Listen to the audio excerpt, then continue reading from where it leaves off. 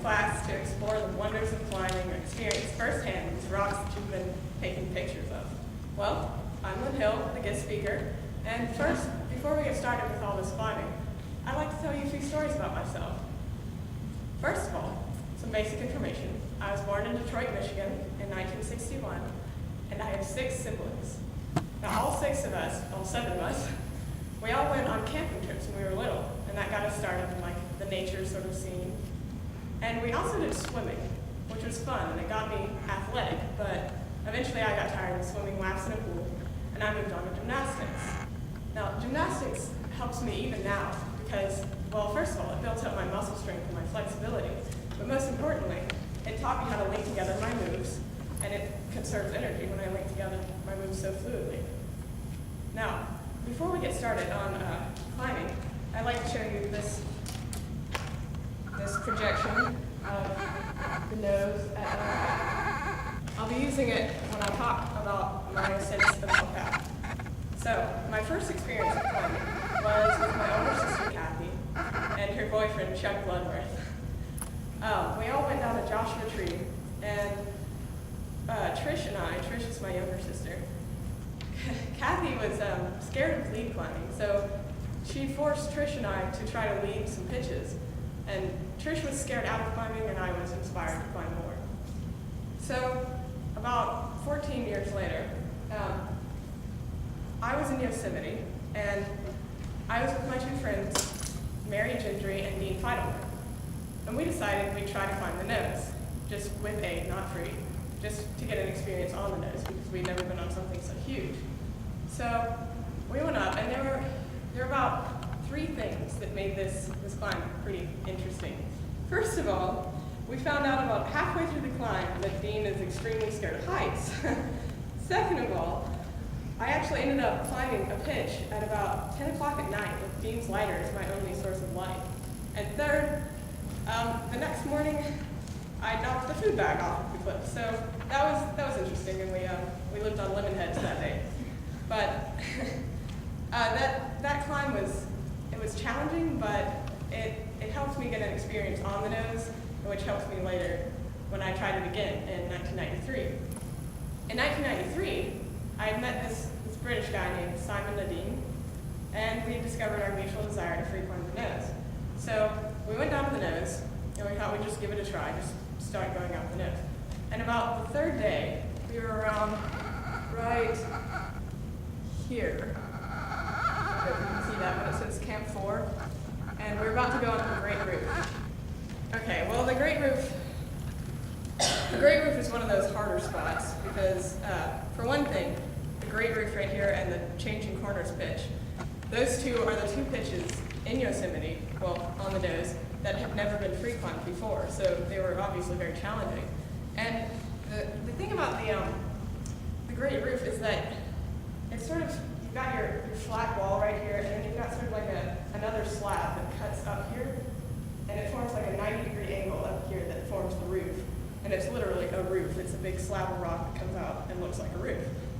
But the awkward thing about this is that the crack that is right about here when they come together, it's so tiny that sometimes it even gets to about a 1/4 of an inch. And so it's really hard to fit your fingers in there.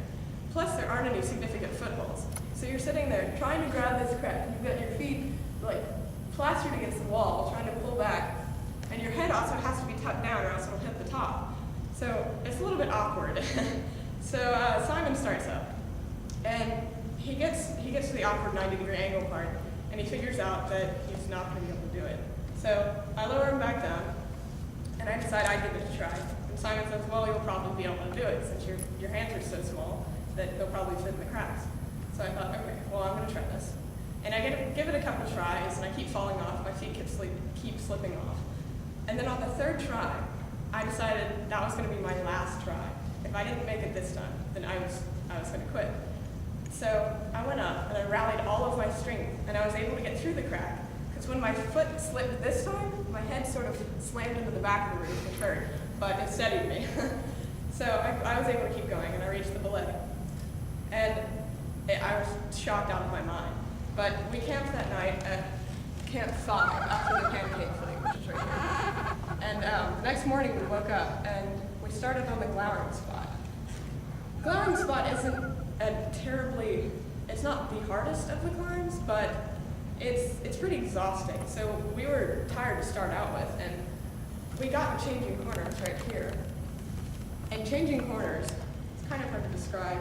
It kind of goes like this and then flattens out, and then there's like a corner right here, which is why they call it changing corners. And it involves a lot of reaching moves, and obviously I'm kind of small, so I wasn't able to reach the good holes to get across. So Simon and I tried it as many times as we could before dusk, and then we realized that we were running out of daylight, and we had no food. So we just used aid and got to the top.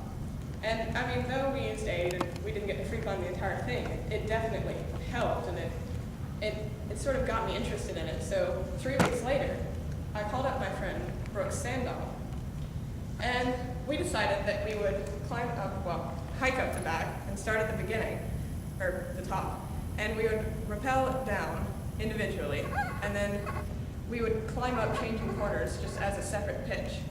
And we would try to figure out how we could get through this when we actually got up to the top in the actual climb. And after about 3 days, we spent the night on the top, and after about 3 days, I was able to get through it, but he wasn't, so we decided to just give it a try anyway.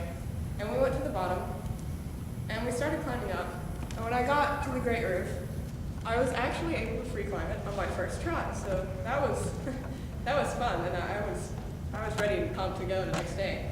And this time we camped at Camp 6, so we wouldn't have to do the glowering spot in the morning. And the next morning we woke up, and it was nice and relaxed feeling, the weather was really cool and just pleasant.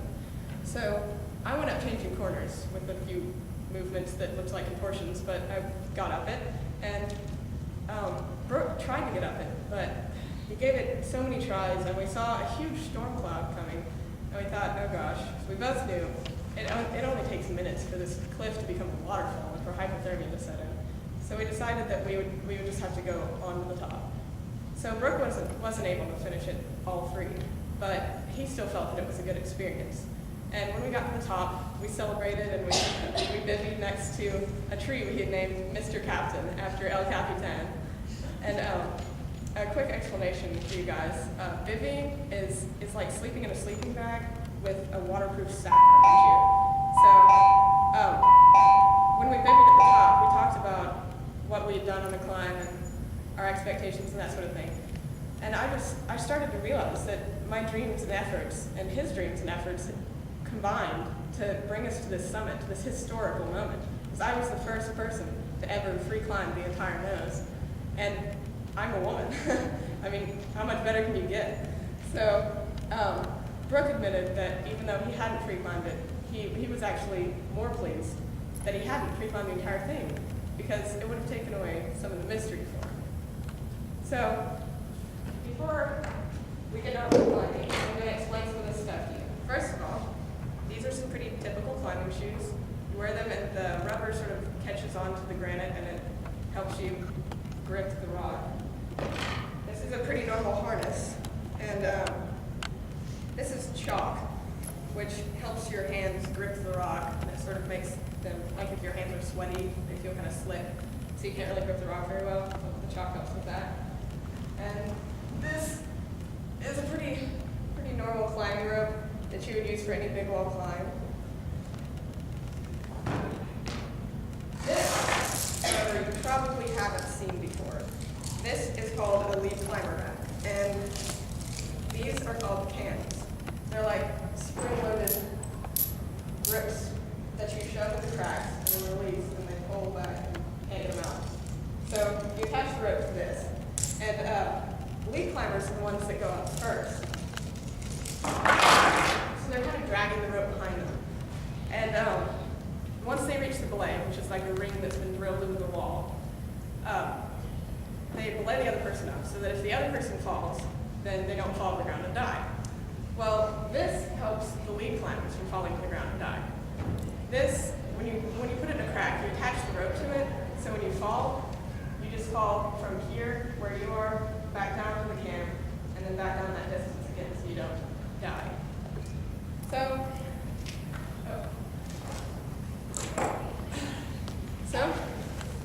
guys want to grab your water bottles and your harnesses and let's get going. Maybe you can find your strength with me. And this is my book, and it will be available after the class for you guys to look at and purchase if you would wish. Excellent. Thank you very much.